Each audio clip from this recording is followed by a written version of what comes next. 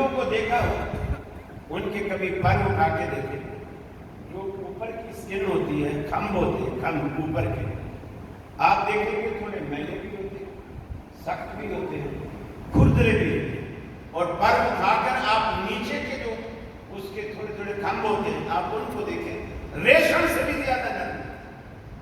کیوں کہ وہ حصہ جو اوپر اوپن ہے, وہ سورج کی گرمی اور تمازن اسے سخت کر کے اس کے کلر کو خراب کر دیتا, اور جو پر کے اندر کا حصہ ہے انتہائی نرم, سفید, شفاف, خوبصورت.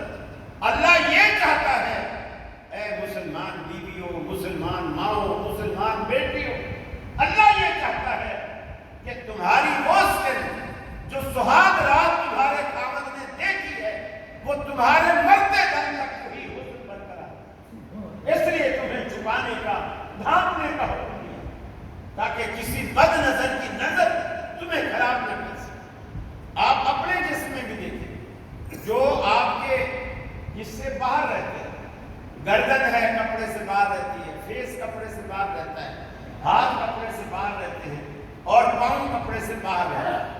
دھوپ ڈائریکٹ لگتی رہتی ہے, دھول مٹی لگتی رہتی ہے, لیکن آپ بٹن کھول کے اپنے اندر کا حصہ آپ دیکھیں گے, وہ حصہ آپ کو زیادہ وائٹ نظر آئے گا نسبتاً ہاتھ میں. آپ نے کبھی غور کیا کہ کیوں؟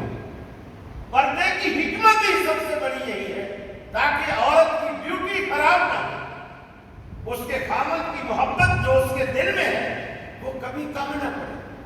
ورنہ تو وقت کے ساتھ ساتھ جو لوگ شکلیں دیکھ کر شادیاں کرتے ہیں, سیرت نہیں دیکھتے, شکلیں دیکھ کر شادیاں کرتے ہیں, وہ زیادہ عرصہ کامیاب نہیں ہوتے. اس لیے کہ عورت کو جب 3-4 بچے ہو جاتے ہیں, وہ حلیہ رہتا ہی نہیں ہے جو اس نے پہلی دفعہ دیکھا تھا, پھر وہ محبت میں کمی واقع ہونا شروع ہو جاتا. اللہ تعالیٰ نے یہ چیزیں اسی لیے رکھی ہیں تاکہ تمہارے گھر بسے رکھے, تمہارے گھر میں محبت ہو اور گھر میں الفت ہو.